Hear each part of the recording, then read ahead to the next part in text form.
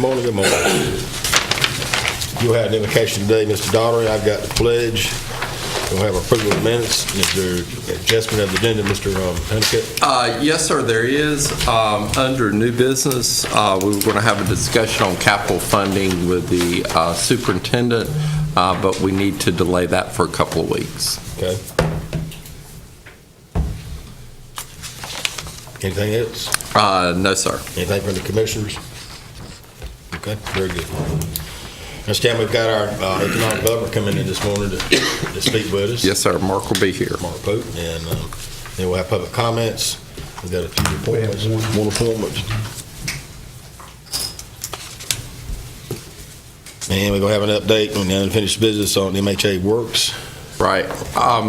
Alvin McLaurin will be here to present the final recommendation on looking at, we hired MHA Works to look at either renovating or new construction for the county office building on Ash Street. Okay.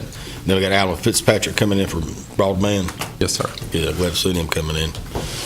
And then we'll be entertaining a motion to approve the Wayne Executive Jetport expansion contract with Right. ST Wooten. And I do have the letter recommendation for awarding the bid from ST Wood. Okay. In the consent agenda, we got our exclusions, disabled and elderly. And then we budget amendments. So, The first few are number 765, 66, and 68. These are for the prior year adjustments. We have talked to our auditors and determined that the Grantham Sewer Capital Project needs to be moved to the Sewer Enterprise Fund. This is the proper accounting for this fund. So those three budget amendments move that activity and the associated debt service through June 30, 18 to the sewer fund. Then you have several grouped together. They go through page 51, and it starts on page 29. I grouped them together. These are all like budget amendments. These are reappropriations from the past year to the current year, and these are various revenues and expenditures that were restricted, committed, or assigned, and will be designated as such in fund balance for the audit, but we do need to bring those forward into the new year. Beginning on page 52 and through page 58, you have another grouping of budget amendments, and these are for the 18-19 year. These are new grant awards. As you remember, during the original budget process, we determined it was easier to budget for these as they were awarded. So there are several grants here for various departments, and that's what we are doing with that grouping of budget amendments. And what number, 58? That is from page 52 through 58. Goodness. You're lumping them all together. Well, there was a lot here, and they were just alike as far as the subject matter, so I felt like it was easier to group these together.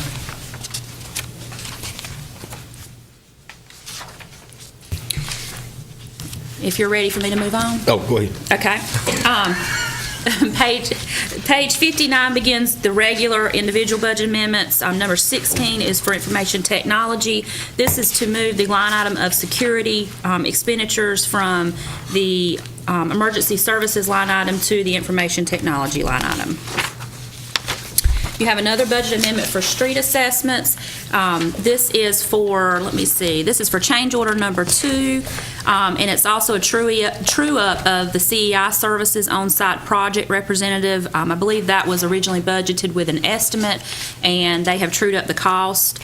So this is a budget amendment to bring that up to the amount that we had to date. However, after this agenda was prepared, Ann, who is doing our capital project funding, realized that we do have a few change orders that earlier in the year did not get budgeted for, so we will put that on August 21st. Okay. But I do want to make it clear, all of those costs have been included in the numbers that you will hear a little later today. So that did not get left out. All of that has been included. This is just to true up our budget with actual. For the Jetport, we're requesting to appropriate $9,975 in maintenance and repairs. This is for the repair of an electrical line, and I know that he is working to pursue whichever is the most cost-beneficial option there. But we determined to go ahead and do the budget amendment and hopes that he will come in less than that, but that way it will be done, and he don't have to wait for that. Okay. Here's another one for the Grantham Sewer. You're seeing it separate because this is for the 18-19 year. This is to move the debt service to the sewer fund because it was originally budgeted in a capital project fund. So once again, this is just for accounting purposes. For EMS, $5,000 reallocated from non-capital furniture and equipment to program supplies, and this is for the Fremont Junior Rescue Squad program. For the Sheriff's Office, requesting to anticipate and appropriate $269.10. This is to account for the controlled substance tax monies that have been received to date. And finally, for Cooperative Extension, requesting to reallocate $6,000 from their salaries line item to the NC State line item. Those are for those individuals that have received increases, but they are paid out of the North Carolina State University line item. Okay. Any other questions? All right. Harry, I think you're up. And consent on the Sweeten Branch preliminary plat. Right, the first one today, Sweeten Branch, is a preliminary. This preliminary was approved in 1999 for 112 lots. They have recorded several phases. You can see on the south side is Hennett Road. The east side is Nahunta Road, and you can see, well, it's hard to see on that map, but basically the lots along Hennett Road have been recorded, and the lots that come in off of Nahunta Road have been recorded and built upon. There's a section in the middle that has not yet been built upon, and the ordinance requires that if the subdivision has not been completed within 60 months of preliminary approval, it would have to come back again. So they're ready to complete the final lots there in the middle. Those lot numbers, let's see, there's 40 lots that have not been recorded there in the middle, and they're wanting to come back and get those recorded. So they have to get preliminary approval again, which is why this is back before you. No improvements, of course, have been made. They can't make any improvements at this point until the preliminary is approved by the board. The average lot size is 24,154 square feet, or 0.55 hundredths of an acre. There are some new streets that will be installed. The street there, the northern street that kind of comes in off of Nahunta Road is in. That connector street that runs directly north and south that'll connect into Nahunta Road is not in, so it will provide for a connection there for the rest of the subdivision to have a secondary access into that subdivision. So with that, I'll be glad to answer any questions. Questions? Mr. Chairman, Yes, sir. I have one. It says that no map flood zones are present. Does anyone physically go out and check, or we just look at it on a GIS map? Yeah, we have to use the FEMA flood maps that have been identified by FEMA, the flood zones, and so that's what that's referring to, is what FEMA has identified as floodplains, and so there are none on this property that have been identified by FEMA. But as far as stormwater runoff for subdivisions in general, what's the process? Yeah, stormwater runoff, they will have to do complete a stormwater, well, their stormwater calculations, where they'll identify where their stormwater is going, how much stormwater will be created, and then if it does exceed the required amount, then they will have to do some detention ponds. And in this case, I think it looks like they're probably going to have to do one at the end of that left cul-de-sac. In one of those slots, a detention pond in there. So it is subject to stormwater, so they will have to take that into consideration. I'm getting a lot of calls myself from subdivisions in different areas of the county where flooding has taken place because a subdivision has been built beside of another one. Right. And I'm just asking a question. Maybe we need to possibly take a look at what we're doing. The maps are fine, but I think what happens on the street in the neighborhood is really the important thing. So just a suggestion. Thank you. Anything else? Move on to Gander Lake. Okay, yes, sir. Gander Lake is a final plat. This came before you as a preliminary as a whole for the entire Gander Lake subdivision. This is phase 4. Of course, phases 1 through 3 have already been recorded. And you see that on the screen here, the phase that they're requesting. This is 23 lots on 10.512 acres, and it does include a couple of new cul-de-sacs there, one that extends to the north, one that extends to the south. And as part of this approval, I do want to point out, they are requesting, in addition, a variance for their setback on the cul-de-sac lots, the front variance, or front setback.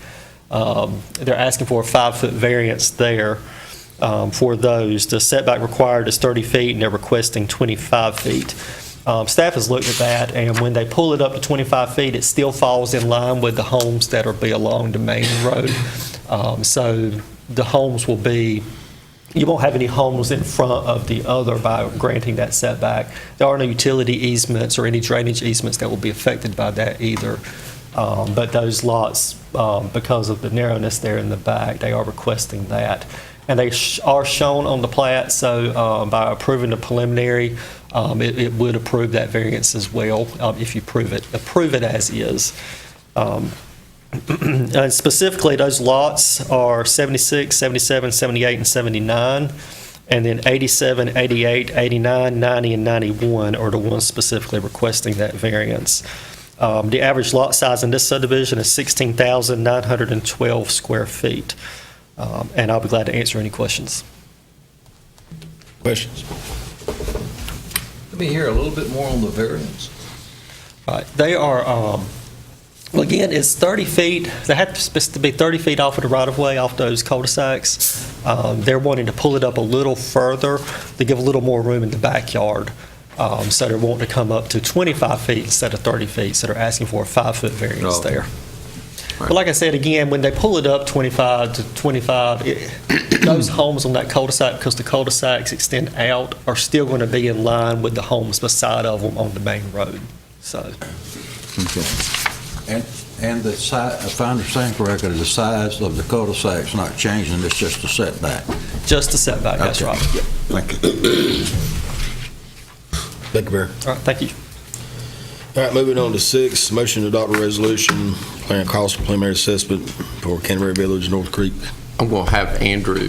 Okay. Andrew's done a lot of work on this resolution, and I just want to thank him for all his help on this. Good morning. So the streets are actually complete, and on the 2nd of last week, the North Creek subdivision, the DOT Board of Transportation actually accepted them into the system. The formality of actually assigning numbers and getting them into the database has not been completed, but they have been accepted. So we're comfortable moving forward and with the assessments. The first step, what's in front of you today, is a motion, or it's on the consent agenda, but to declare costs of the entire project. That cost is on your resolution. It was $1,921,405.04. When you break that down between the 121 lots, it comes down to $15,879.38 total, so that's per lot. So the action, what staff is recommending today is that you declare the cost, and then we set a public hearing for the 21st. We have also created a preliminary assessment roll that's attached to the resolution. It lays out the entire 121 lots that's affected by these assessments. We will have one revision, number 46 and number 47. We're actually going to split that down into 2 lines. Right now, it's a little unclear on this preliminary roll, but that's actually 2 lots, and 2 lots existed at the time that the preliminary resolution was passed.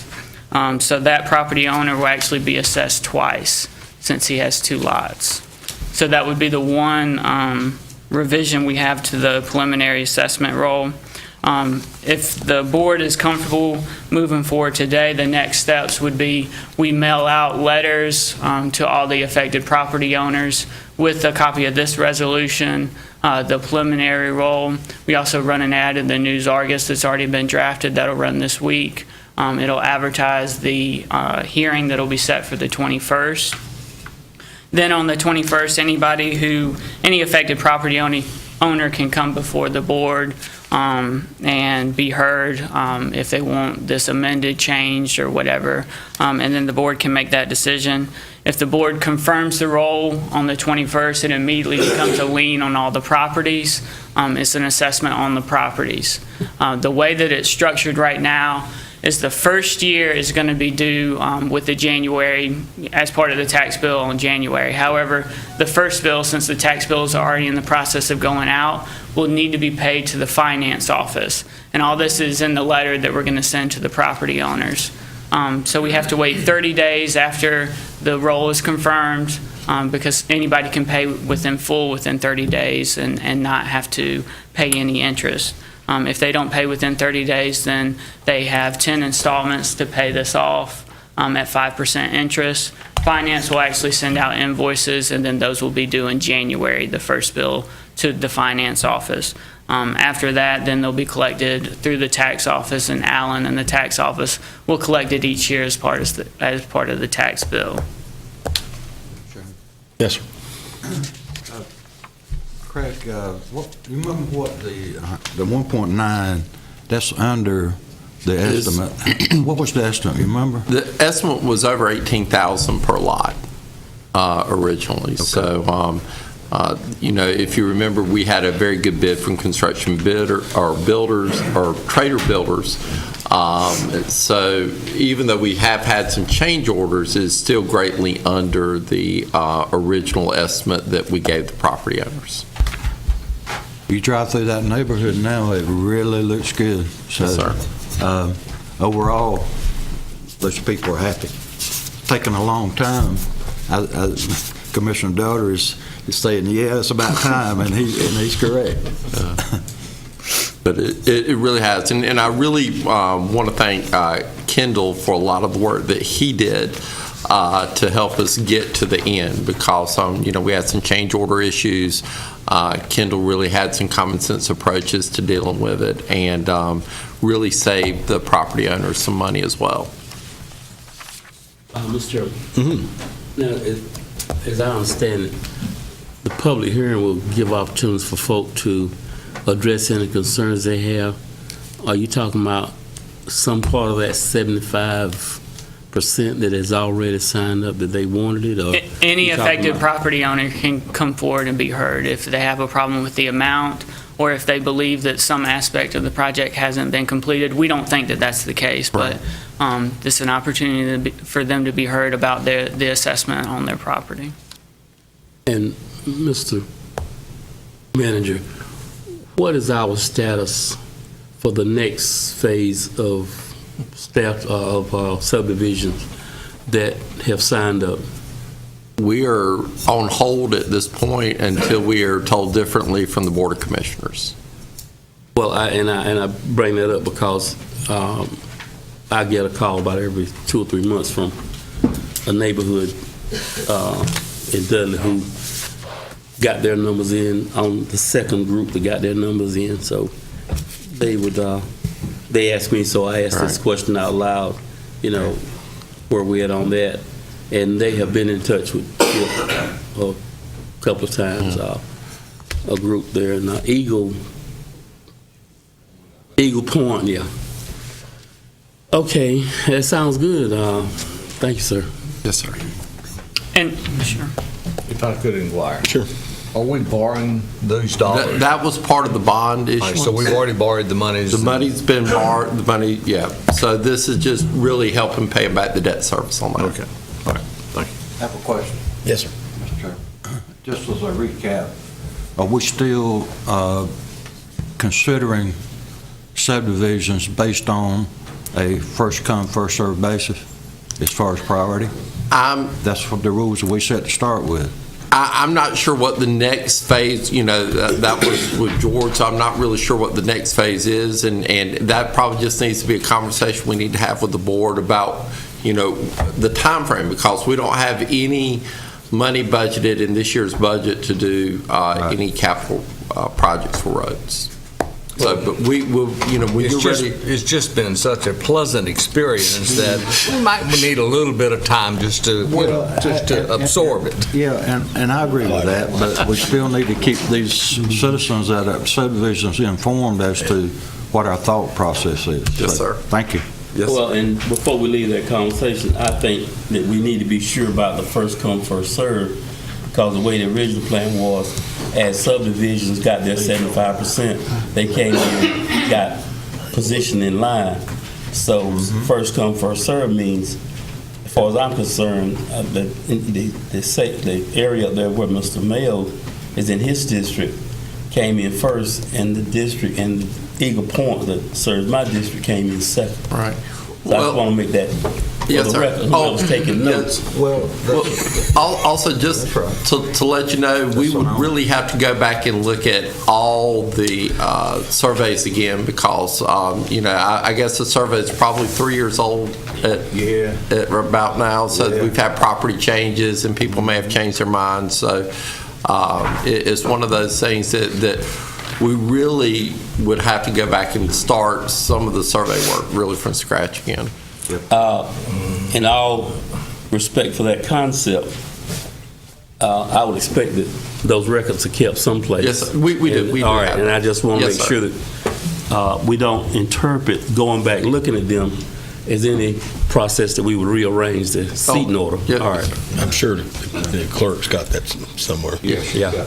And you should have. And just a couple of quick other points, Commissioner Mayo, regarding the cost savings. Allison gave me a note. It roughly was over $250,000 savings from our original estimate, so that's about $2,300 per lot that we saved based off of our original estimate. So, and in the letter that will go out to the property owners, I provided contact information for my office, and my paralegal, Catherine Pierce, is up to date on everything. So we're happy to answer questions for any of these property owners about timelines, about payments, anything like that, to get all this worked out. I have been in conversation with some local attorneys and let them know how this is being assessed, how it's going to be recorded in the Register of Deeds. So that way, if there are property transfers, everybody is aware about how to find that information, who to call to get all the information they need. So hopefully it'll be all ironed out and there shouldn't be too many issues with it. Sure. Yes, sir. I noticed Chip had raised his hand. Did you have something? Petitions that have been turned in my office. Okay. The order that they came in, thinking that they had 75%. None of them. And you were on the tax office to be verified whether they.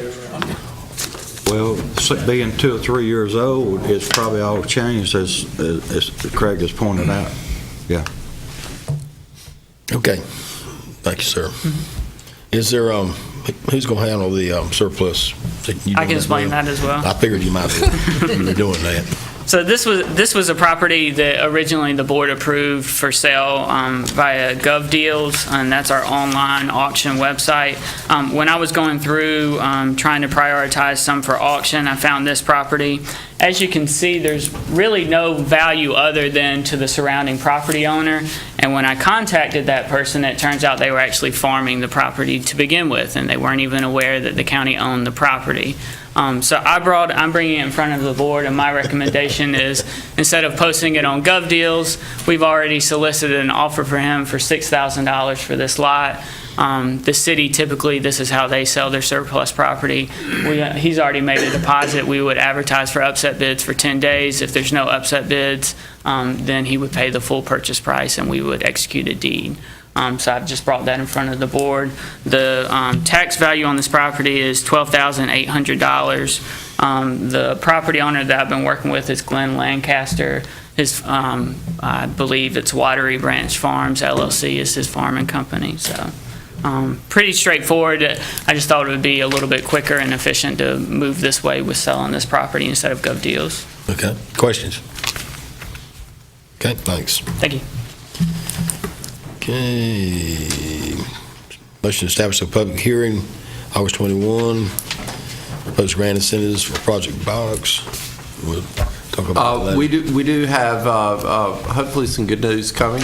We have a economic incentive public hearing that we would ask for you to set for our next meeting of August 21st for Project Box. And at that time, we will share more information with you about the project. But it's a real good investment for Wayne County. Okay. Thank you. And number 9, allowing an easement for allowing Duke Henry Progress to place electric facilities on the Wayne County property for the Goldsboro Middle School pump station. This is just a very quick easement for Duke Energy to allow them to have access to the pump station at Grantham Middle. And to supply power to it? Yes, sir. We need that. We need the power, yes, sir. I think we're going to have to have that. And then new business we already discussed, we're taking number 1 off, and then we'll have a video from the Public Affairs Office, Board of Commissioner comments and reports. And I know we need a closed session this morning, and that is for what reason? To discuss matters relating to the location or expansion of businesses in Wayne County and to consult with attorneys to preserve the attorney-client privilege. Is there a motion to go into closed session? We have a motion on the floor, any discussion? All those in favor, please raise your right hand. Thank you.